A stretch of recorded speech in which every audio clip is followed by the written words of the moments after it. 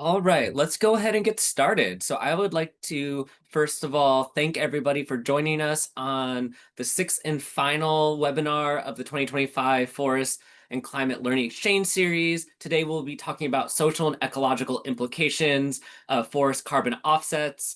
And if you remember or have attended any of our previous webinars, you'll know that all of the webinars this year have taken a little bit of a different format where we've had these panels that have talked about different parts of forest-based natural climate solutions with the idea of how do we identify research priorities to support high integrity forest carbon offsets and greenhouse gas emission removals.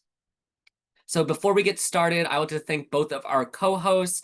This webinar series is co-hosted by the Forest Carbon and Climate Program at Michigan State University, along with the Society of American Foresters, which is a nationally scientific and educational organization representing forestry and related natural resource professionals across the United States. Founded in 1900, SAF promotes science-based sustainable management and stewardship of the nation's public and private forests. This year, we're also co-hosted through Penn State Extension and the FOSSE program, which is the Forest Owner Carbon and Climate Education Program, which is a collaboration between 13 university extension divisions and 3 USDA climate hubs, which seeks to educate forest owners and practitioners about forest carbon and climate smart forestry. The program prepares forest owners to engage in forest management and the carbon economy by creating resources about incentives, opportunities, and such as forest carbon markets and government programs, while providing tools to help guide planning around forest carbon and climate change issues.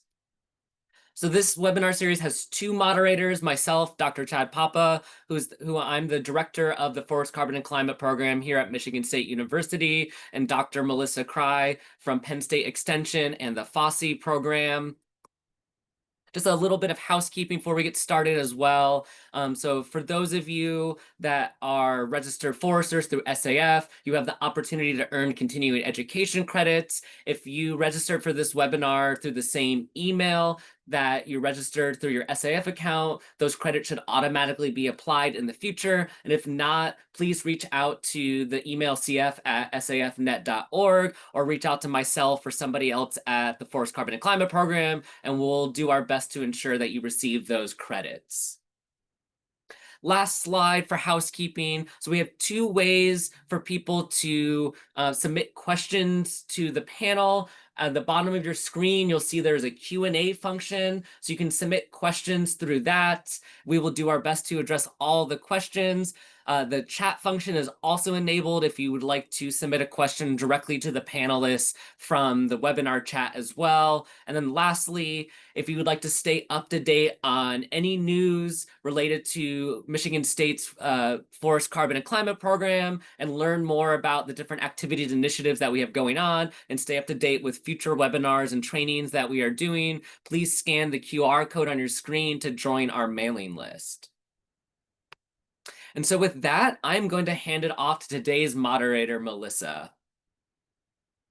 Thanks, Chad. I am so happy to have this wonderful panel here today to talk about what is like really kind of a large subject matter, social and ecological impacts or implications associated with forest carbon offsets. So we have Tatyana Ruseva from Appalachian State University, Stephanie Chizmar from the USDA Forest Service, Jake Stanton from National Indian Carbon Coalition.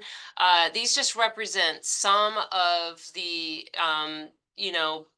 parts of society that are interested and could also be affected by how we think about forest management in terms of carbon and carbon markets. So I'm going to go ahead and share my introductory slide just to sort of give an overview of some of the things we're going to be talking about. And also, I will let the presenters, when they give their short little kind of overviews of where they see the future of research and education in this space, a little bit about their background and interest in this area too. So let me pull this up, and I hope this looks good. We're good? Okay, so when we think about Melissa, we're seeing your notes side of it. Okay, I will, let me start over my sharing. Don't look at my notes. They're secret. Here we go.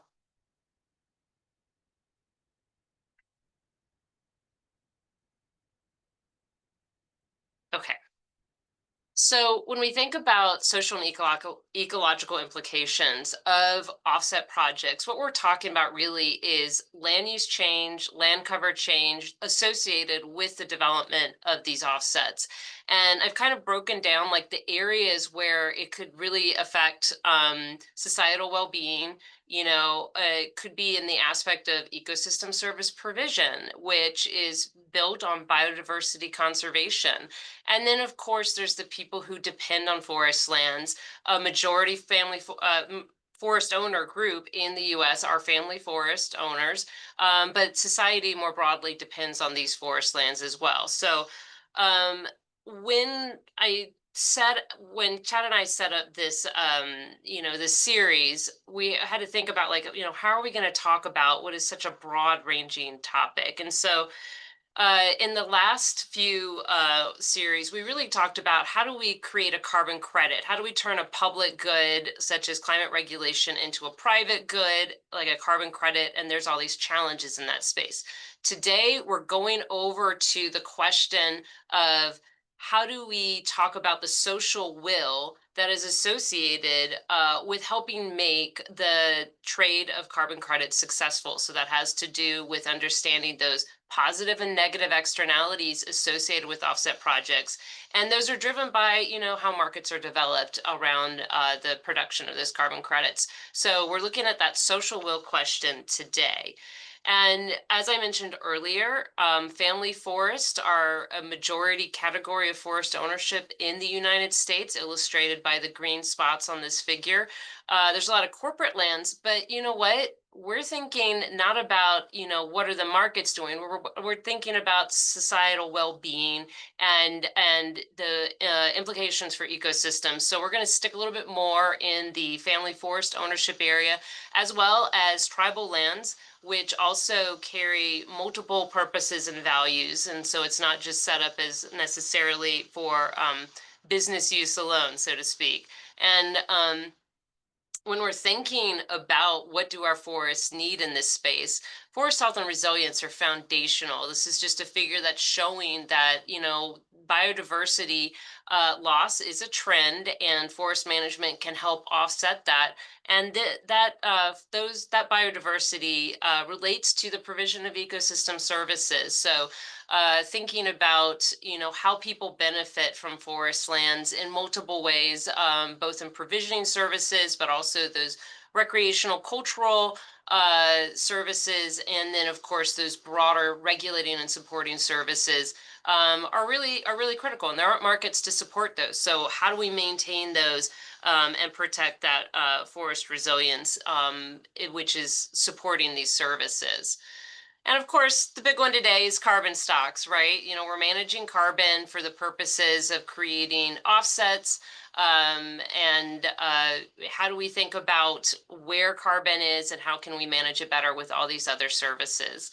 And finally, I just want to close with this figure from a paper of mine from back in 2021 that is kind of laying out that when it comes to decision making for a lot of family forest owners and on tribal lands too, that the end goal is not necessarily to, maximize revenues, but that there are these broader goals that are in place. And so we're managing for multiple reasons.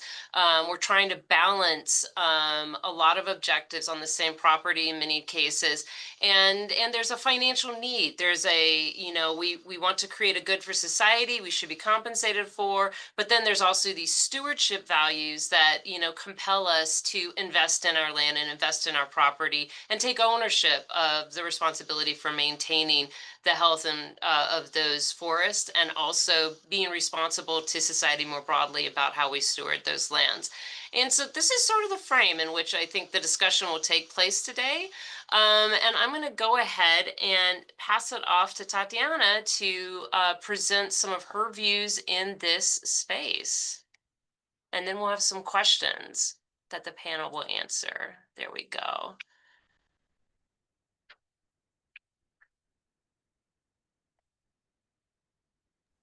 Thank you, Melissa. I'm really thrilled to be here today. And I imagine you can see my screen. Yes, perfect. Hello, everyone, and I'm again glad to be here. I'm a professor at Appalachian State University, Boone, North Carolina, where I also co-lead the Appalachian Carbon Research Group. And while my training broadly is in an interdisciplinary area of environmental policy, much of my work, most recent work, has been focused on private forest policy and thinking about participation in carbon markets among small-scale forest owners. And so one of the questions that brought this panel together was, how can we improve the social and ecological safeguards for forest carbon projects? And my take on that question, given my background, is that we need to be thinking carefully about the design of programs, where design is both the incentives, right, the structure, but also the accounting methodologies and the protocols. And design matters because, you know, there are power relationships, there are compromises along the way, and there are certain trade-offs. And we already know, at least from the compliance market, that there are inherent trade-offs between participation and the quality of offset projects. And so reducing the quality of projects, right, relative to a set of kind of quality assurance criteria for offsets here on the horizontal axis, would lead to many low quality projects and consequently compromise mitigation benefits, which is sort of the intended goal. And this would be sort of the left-hand side of the figure that we are looking at. But, you know, at the same time, if we're looking on the right-hand side of the figure, trying to achieve the highest possible degree of quality through more stringent requirements, and again, the focus up to date has been on additionality and permanence as those key offset assurance criteria, quality assurance criteria, that might lead to very few and probably not representative right projects that are participating. And so the challenge really is finding that optimum balance in the design of programs and the design that captures a certain level, sort of desired level, right, of quality. But as I mentioned, right, those quality assurance criteria up to the date, right, have been focused on a very narrow definition of offset integrity, right, additional and permanent. But what if we start, you know, kind of to rethink the types of criteria that we're setting within the design of these programs or within the protocols? And what if we rethink offset quality criteria to account for the co-benefits of offset projects? And how can we make programs more responsive sort of to local context and different landowner values, you know, thinking of flexibility here, or even accounting for the social context. And so that's sort of the broader context that has been driving some of the specific research that we've been doing. Over the past couple of years, we conducted a survey of forest owner attitudes about carbon programs in 3 states, North Carolina, Pennsylvania, and Virginia. And the primary question was, how do the attributes of carbon programs affect preferences for participation among small-scale forest owners? And we used a conjoined choice experiment, which helped us randomize and test the effect of 5 program attributes. And again, here, looking at management activity, acreage, contract, payment type, and financial benefit.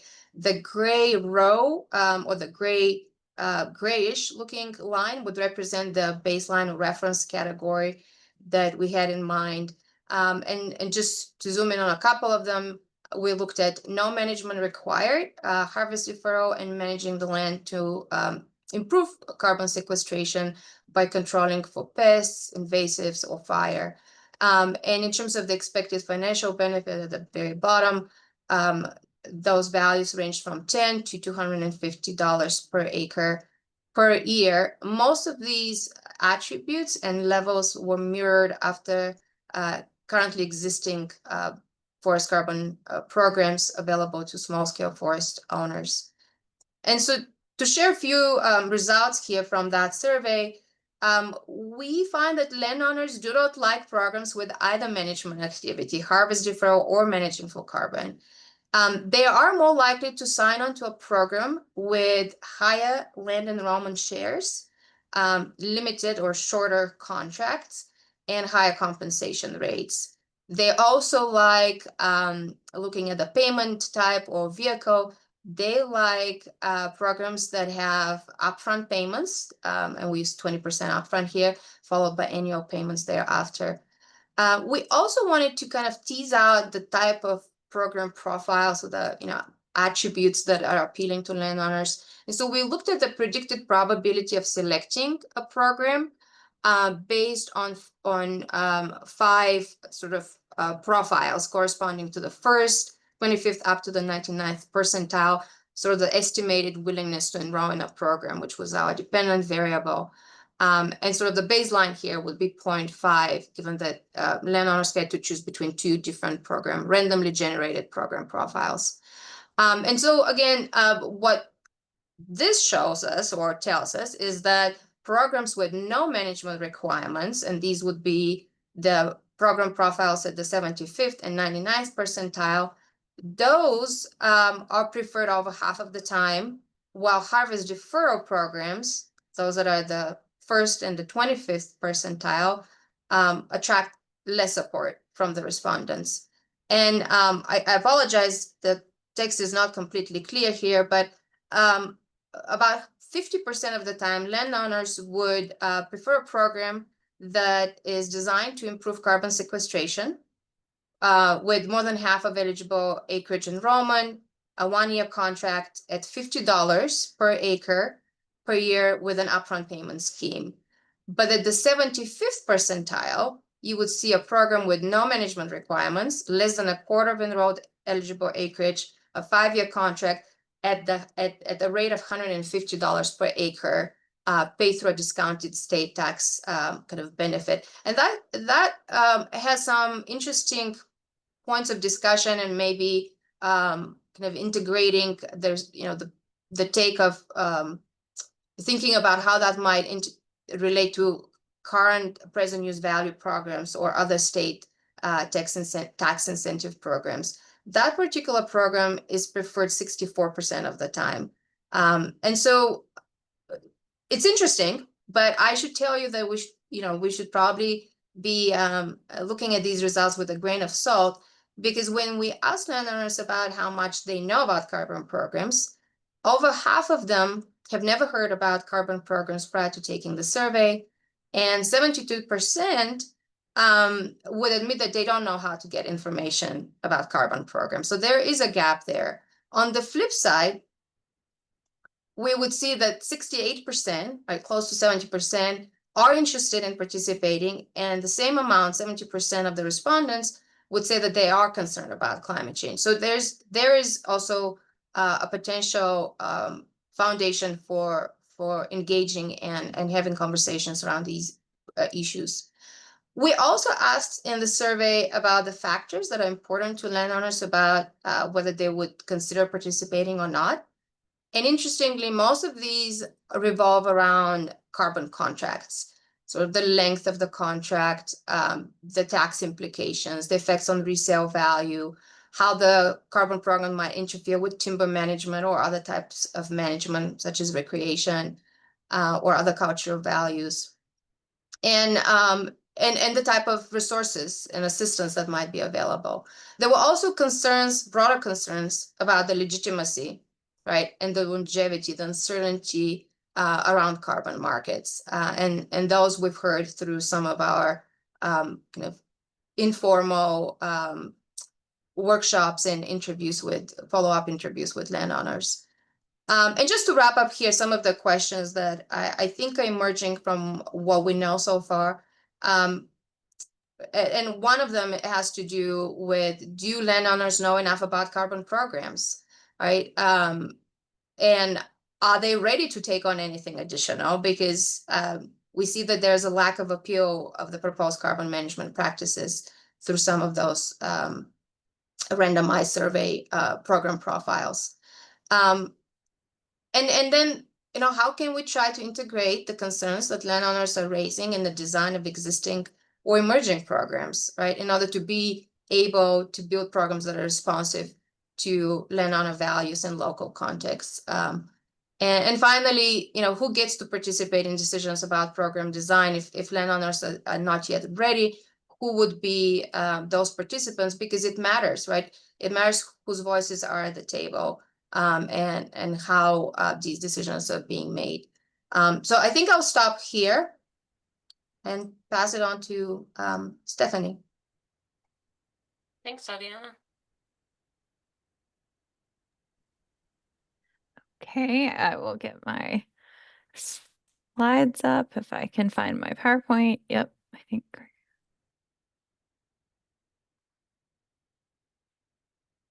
Okay, so hopefully you all can see that, and it's in the proper view.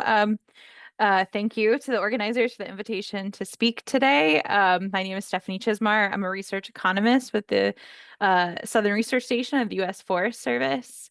My research portfolio is pretty broad. I have a very eclectic background involving environmental science, natural resource management and policy, and forest economics.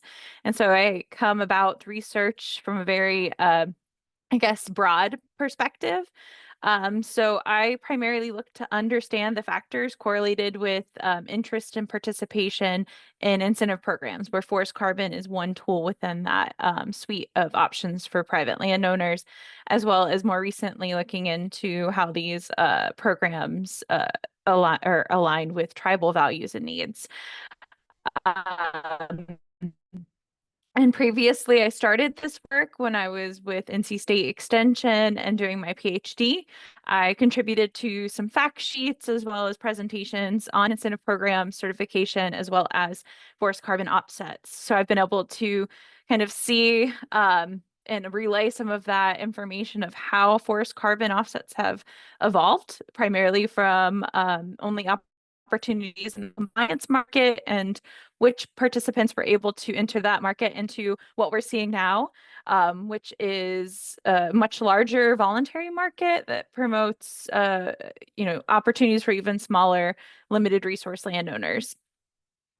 I recently contributed to a literature review that was published in, just the beginning of this year on incentives for sustainable forest management. It was a pretty large undertaking. We looked to understand how landowner behavior was related to participation in incentive programs, as well as landowner perceptions of these programs, and then lastly, kind of the characteristics of those users and non-users, all to inform programs or discussions on programs for climate smart forestry, including carbon.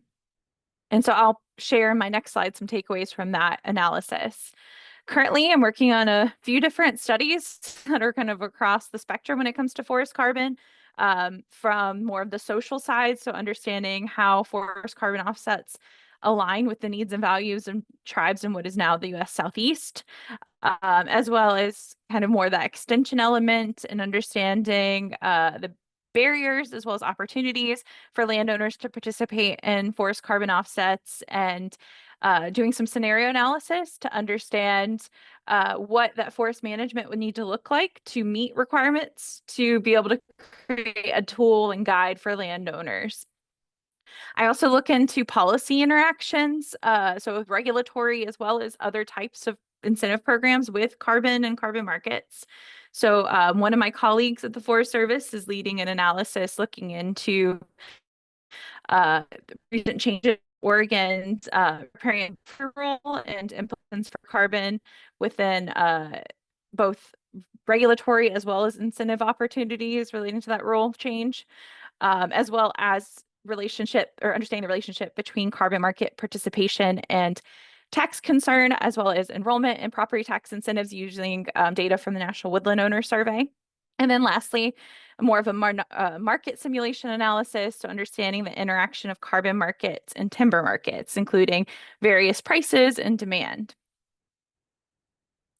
So some of those takeaways that I just wanted to briefly mention that I feel like can inform our discussion today is highlighting, our current research body relating to incentives, including forest carbon, largely relies on some of those surveys, which is usually the best knowledge that we have and data available.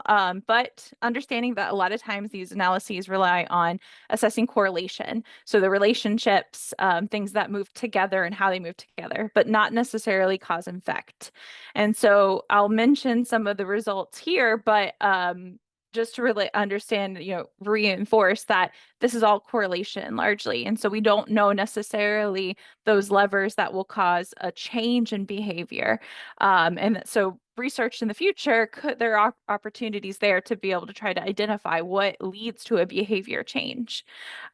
So, along those lines, the results in the literature are largely mixed when it comes to incentive users. Whether they are more active forest management or managers or not. In some cases, we found they were. In other cases, there wasn't significant difference between those that participate and those that don't.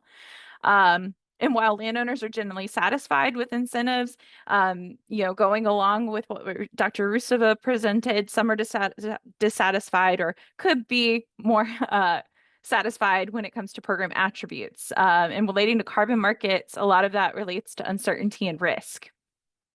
And then some of the correlations that we found in the literature is that incentive users tend to own forests for environmental, or more likely to own forests for environmental values and objectives, perceive participation benefits to soil erosion, income, and wildlife habitat, have management plans. However, there could be an endogeneity there because many of these programs require forest management plans. So again, we don't know that cause and effect. Are they getting forest management plans because they want to enroll? Are they doing this beforehand? So not really like a time analysis here, just that we know they have them once they've participated.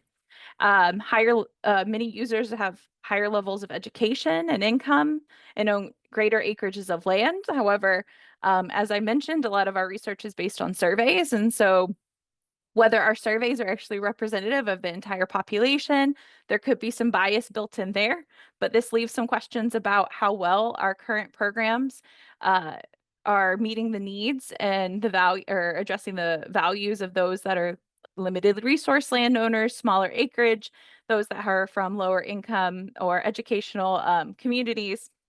And then lastly, one that has really important implications for additionality in certain forest carbon programs, and depending on how they're designed, is when a land or incentive user that has participated in an incentive program in the past is more likely to participate in the future. And so whether they're able to capture kind of additional behaviors or, if they're prohibited from entering the carbon market because there's a restriction on the program they're eligible are really important questions. And then lastly, kind of just bringing it back full circle to the introductory slides. So understanding that forest management produces these ecosystem services, these public goods, positive externalities, all these like kind of keywords when it comes to economics market failure.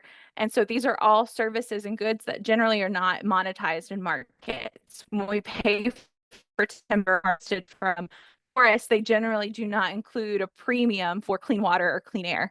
And so carbon markets attempt to reduce the costs associated with forest management. And ideally, they would subsidize, or at least in theory, they would subsidize landowners to produce more of these societal goods and services. And so I'm interested in understanding the trade-off decisions that landowners have to consider. So what must a landowner forego to participate in a carbon program? Are they constrained in how they may use the land now or in the future? And that includes, are they able to participate in other opportunities? Because I'm very much interested in understanding the suite of tools similar to like a stock portfolio. What are all the different options landowners can partake in to be able to better meet their needs and goals? Does managing for carbon complement or compete with other objectives through time? So for timber production, they might be co-produced for a while, but if carbon programs don't capture carbon in stored wood products, then there might be a decision where a landowner has to say, I either want to make income from my timber or continue to receive compensation for carbon stored in my standing trees. And then lastly, similar to the question posed by Dr. Ruseva, is how are these trade-offs considered in institutions and programs? So who is invited to these conversations and at what point are they invited? Because I think maybe we'll discuss today is just when they're invited can be really important, and whether it's when they're designing the program or if it's after the fact. And so with that, I will pass it off to Jake. Thank you, Stephanie. Yes. Yeah, and I'm going to go ahead and build on this idea of how do you design projects to incorporate communities. Give me 1 second. Can y'all see this okay? Looks good. Cool. Yeah, so my name is Jake Stanton, and I'm the Reforestation Project Manager at the National Indian Carbon Coalition. Sorry. Oops. Okay. Yeah, so we are a nonprofit organization that works with tribal nations to both provide information about accessing carbon markets in terms of benefits, risks, understanding the carbon value of their land, and then also to support project development for these tribes. So we really see carbon projects as a way for tribes to develop financially and be able to have another source of income from actually stewarding their land, as opposed to extractive timber harvests or having a casino or something. So we see those financial benefits. We also see carbon projects as supporting tribes to really steward their land, and because they're not doing extraction, they're able to allow forests to grow and manage in the ways that they want to manage. And then at the same time, we also see working with tribes and co-developing projects with them as a way to really push forward carbon markets to promote these high quality, high integrity projects that really take their time to engage with communities and take the carbon benefits and the co-benefits of the project very seriously. So today I really want to talk about our project with the Bois Forte Band of Chippewa. So this is a tribe in northern Minnesota that we've been working with for the past few years, and we recently have been going through the project design process, and we're about at the point of listing the project and going through verification. And so kind of the background on this project is that one thing that's super interesting about working with tribes is when you see the reservation lands, you think that every, all the land on Google Maps, when you look at the reservation, that belongs to the tribe. But that's not the case. I had to learn that, a year ago when I started this role, because there was a series of legislation in the end of the 1800s called the Allotment Acts, and that led to the selling off of a lot of tribal lands within reservations. And so when you're working with tribes, you actually see that the land that they own can just be a fraction of the area of the reservation. And it ends up being checkerboarded with mixed ownership between federal lands like U.S. Forest Service, state, private landowners. So that was, also the case for the Bois Forte Band in Minnesota. They owned about a third of the reservation, and there was a timber company that owned land on the reservation, about another third of the reservation, that put that land up for sale. And so the tribe was super interested in purchasing it, but they didn't have the money sitting there to secure the land. And so they were able to work with our parent organization, the Indian Land Tenure Foundation, that works with tribes on these sort of land rematriation efforts to secure financing to purchase back the land, with the understanding that they would put a carbon project there to pay back that debt obligation. So basically all the lands that were purchased back got enrolled into a carbon market, and now we're going through the process of getting that up and running so they can pay back the debt obligation. So we're super excited about this because not only does it have that land back feature, but it's also allowing the tribe to transition this land that used to be industrial timberland. It was aspen on a really tight rotation. When you go in there now, it's just shrubby and you can't really make your way through. So they're taking land from that state and they're transitioning it into hopefully old growth forest, so to speak, that's really managed for tribal priorities, to promote the species that are culturally important, to support different medicines and cultural plants that are important to the tribe. So it's a super exciting project. And then as we work with tribes, our framework is to really design the projects by going through the traditional and local governance systems that the tribe has in place. So every tribe is different, and the federally recognized tribes, those are sovereign governments. So each has their way of making decisions. Each has, usually like their leadership structure, which is usually made out of a democratically elected tribal council. And so in the case when we were working with the Boy Sport Band, we had these conversations with the tribal council, kind of very high level about, what is a carbon project, how it could work to secure the land that they were trying to purchase back. Inform them about risks. They provided us with, okay, you need to put the project here, but exclude these places. So really to do that high level decision making.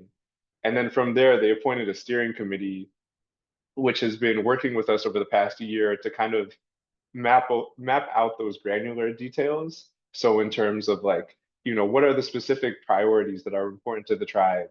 Who are the different communities that we need to pull in? Is there an elder group that we need to speak to? Is there a group of hunters that we need to speak to help understand their priorities? So this has been super helpful so that we can really get that grassroots understanding of like how the mechanism of the tribe works to make sure that every community is heard from.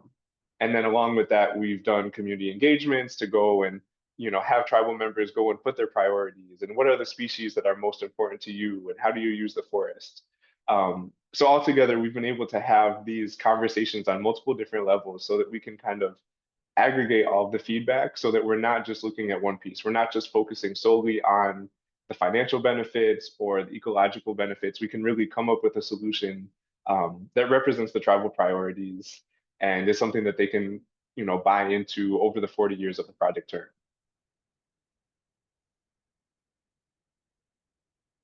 So as we go through this process, we've also been pursuing Verra CCB certification to kind of recognize that Verra CCB certification, it stands for Climate, Community, and Biodiversity. And so this is basically an add-on that you can pursue on your carbon project that says that you've gone through the proper processes to consult the community and to protect biodiversity while also having a net climate benefit. And so like while we've been taking community engagement so seriously, like there's also been some challenges that come from methodology mismatch.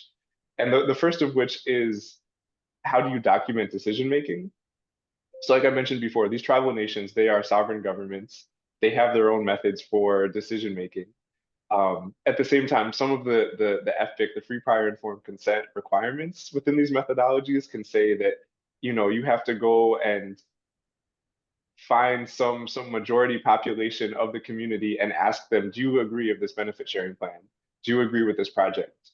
And while that's an important safeguard for ensuring that, the project isn't done by a small group who's dictating like land use for the next 40 years, that method of seeking engagement is also like at odds with the fact that this tribe has a democratically elected decision-making process.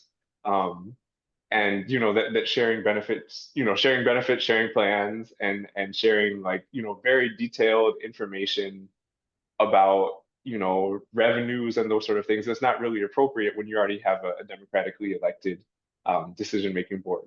So that's been one challenge that we've been facing. The other one is in terms of biodiversity benefits. So as part of this Verra CCB process, you can go and get additional certification if your project affects threatened or endangered species. And that's kind of just like a stamp on your project saying, this project is going out of its way and it's doing really important work.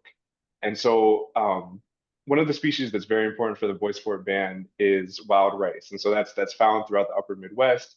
It's really important to many of the Ojibwe tribes. And it's also seriously threatened by climate change.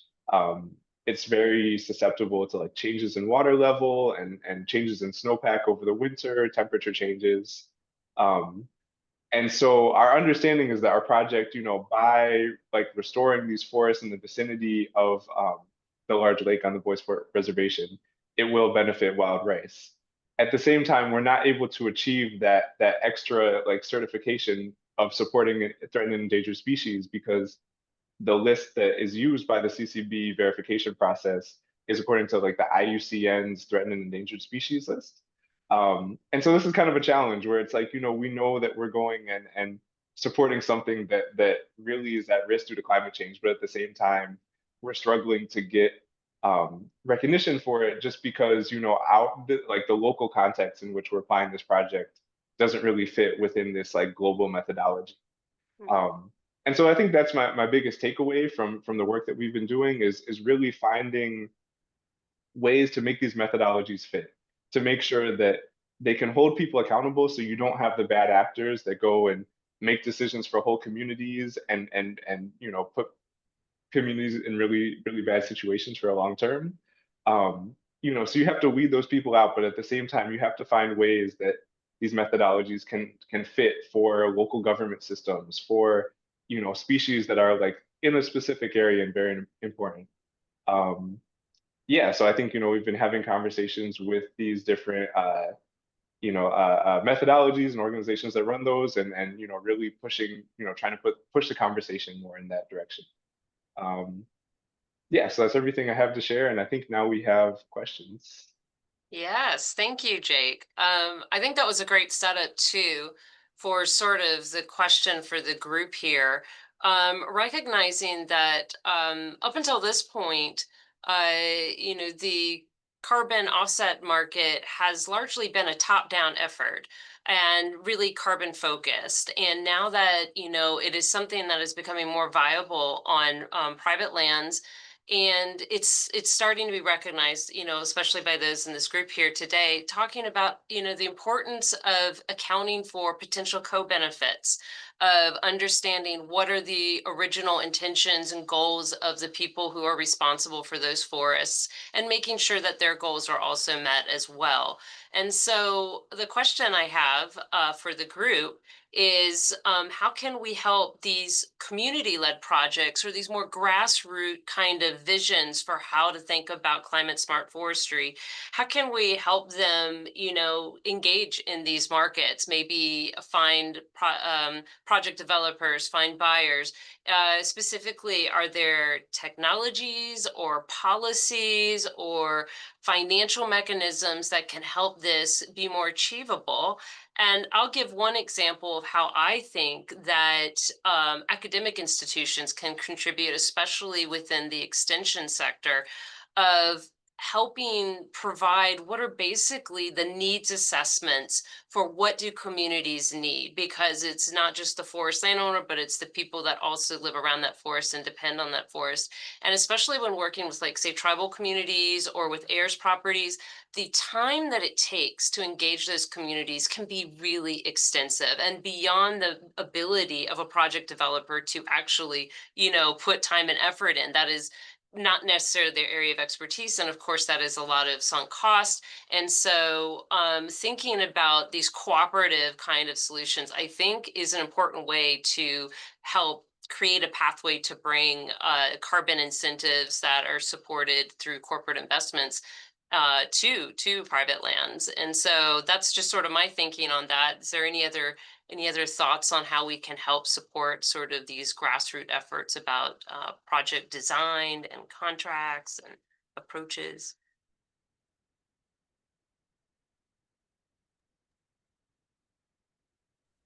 I can at least say I know on the Forest Service side, there was recently some funding that was released, and that was to create or fund. Some of it went to private landowners directly. A lot of it went to partners and state agencies. And so on the financial side, which just echoing, yes, the extension side is, I would have said that first, but since you covered that so well, Melissa, I'll come from the financial side and just saying, having these opportunities where they're able to provide funding to partners, especially those that work with groups that maybe have some trust issues with working with an external partner that they don't have an existing relationship, especially when you think about tribes or heirs property landowner, and you don't have, I mean, obviously I would advocate for building the relationship and taking the time, but depending on what that looks like and time requirements, being able to leverage partners that the landowners and communities already trust,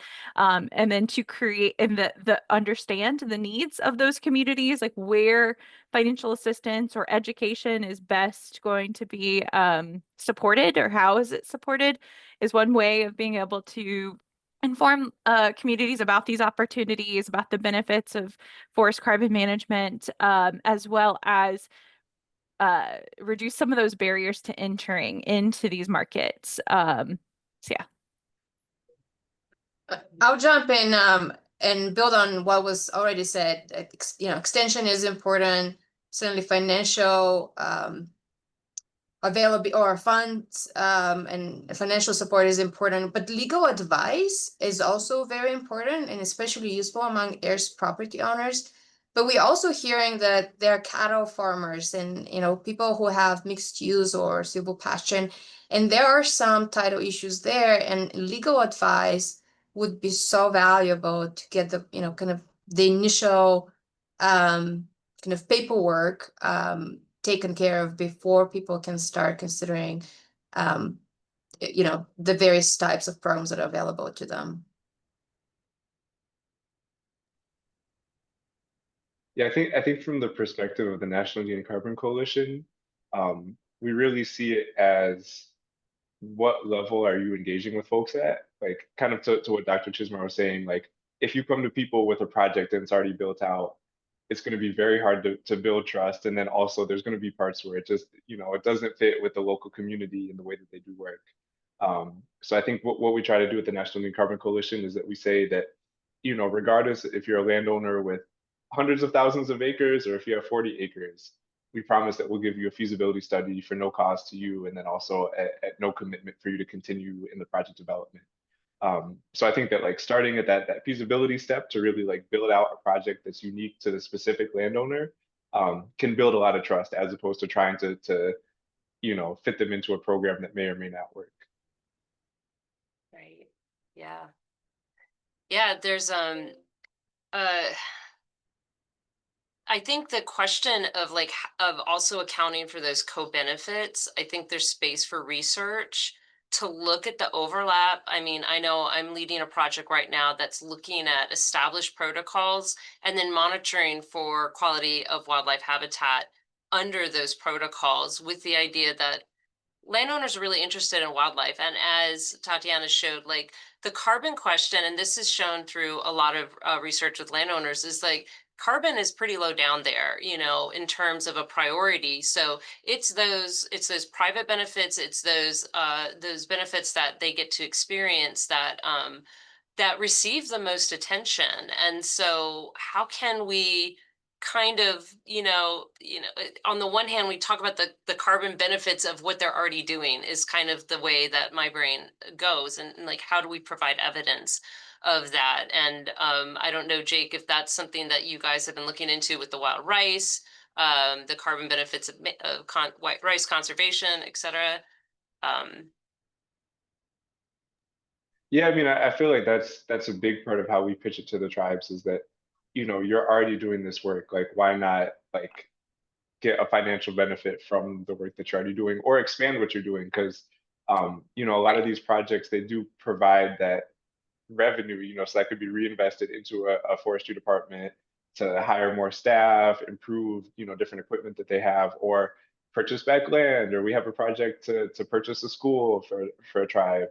So I think there's a lot of ways to come at it, and I think that, like you're saying, like starting with carbon, sometimes folks are like, yeah, no, I don't even know how to ground that. And I can't like walk away without pointing out the irony that I've heard ever since grad school, that the concept of additionality is incentivizing a change towards something, and it doesn't necessarily recognize when people are already doing socially responsible, ecologically responsible actions, because it's not additional, it doesn't create something new. And so there is that kind of also that stalemate that happens when people are, showing up and they're like, I'm doing all the right things, and yet because I have a conservation easement, because I'm already,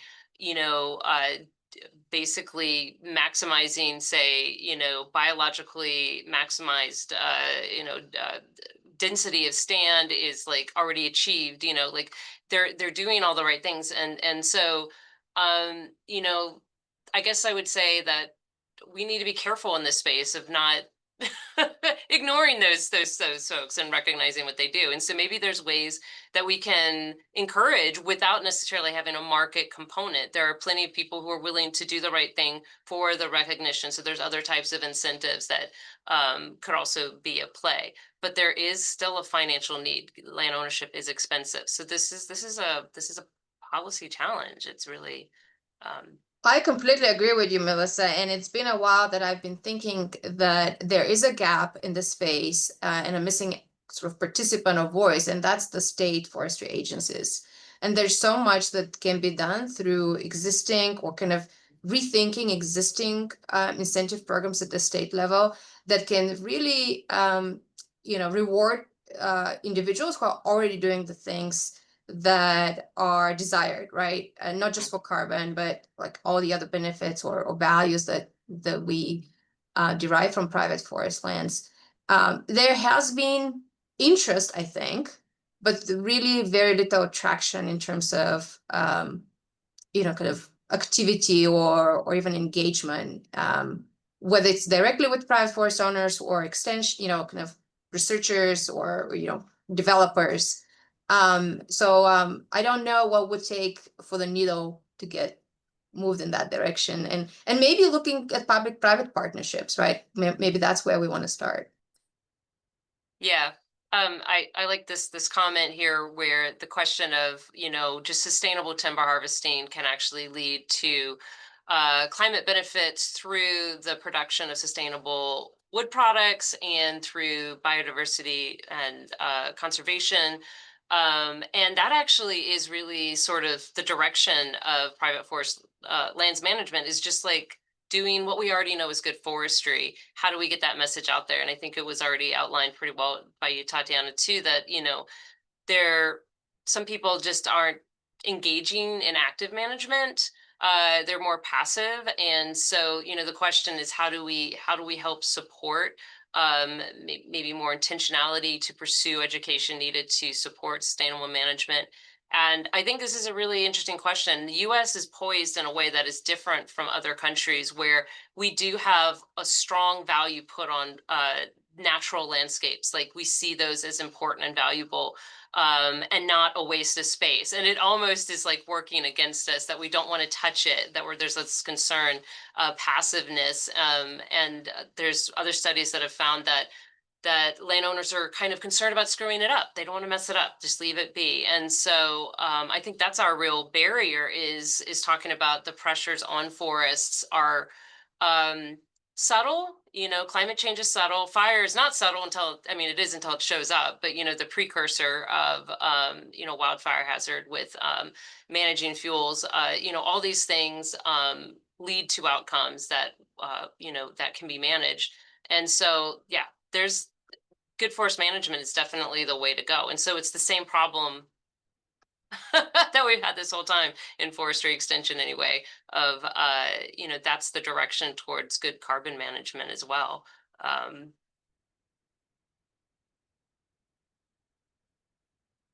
So we're not trying to address a huge boundary here. This has been the story the whole time,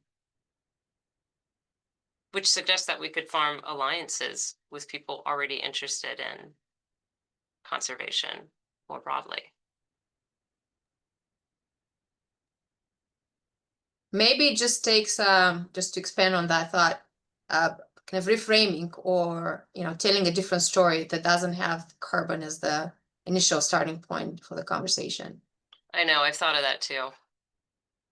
Like, to what extent does climate change or carbon have to play a role in questions about climate smart forestry in terms of the way that we think about practicing that?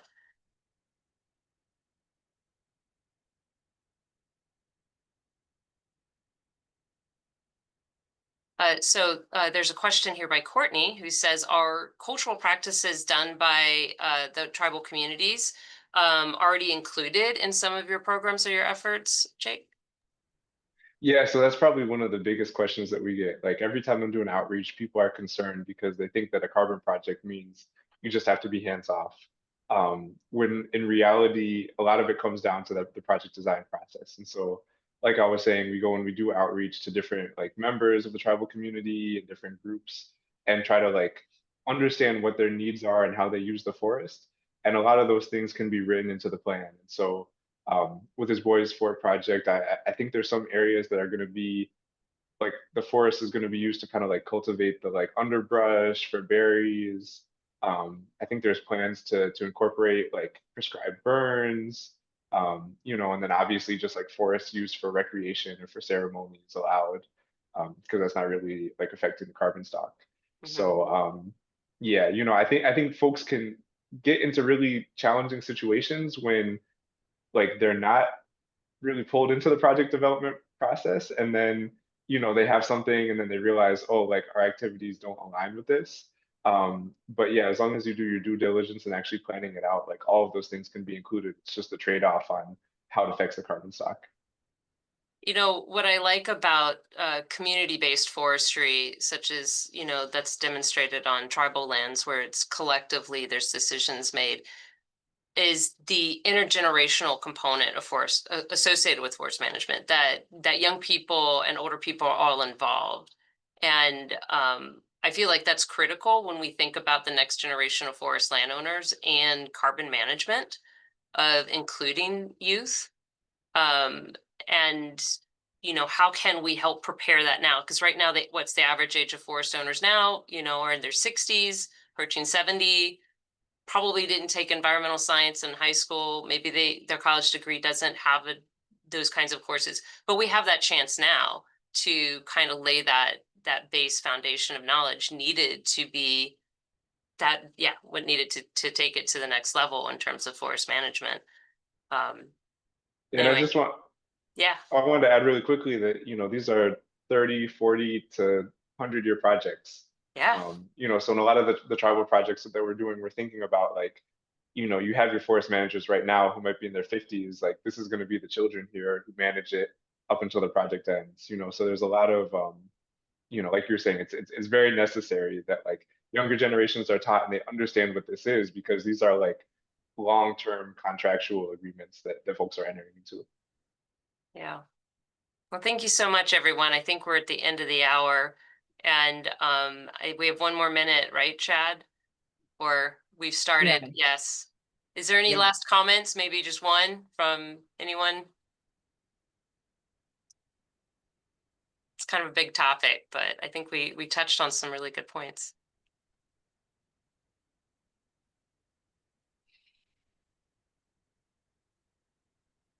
We'll keep working on these questions, though.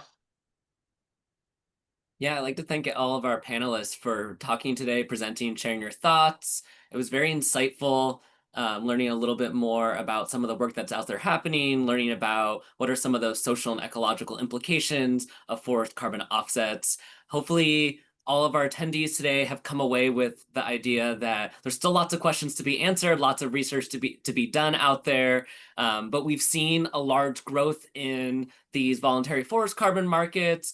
Especially in the US, we've seen increasing in pricing in the past couple of years as well. But I just, as we kind of like pivot to the very end here, I would just encourage everybody, if you're interested in any of these topics, you can revisit and rewatch any of our previous webinars from this year and past years by scanning the QR code on the left or just searching the Forest Climate Learning Exchange series online. I encourage everybody to join our listserv if you want to stay up to date with news and events happening, including looking out for next year's lineup for speakers in the Forest Climate Learning Exchange series.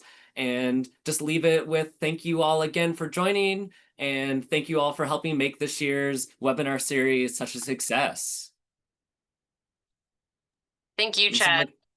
Yeah, and so with that, everybody have a great afternoon. Thank you.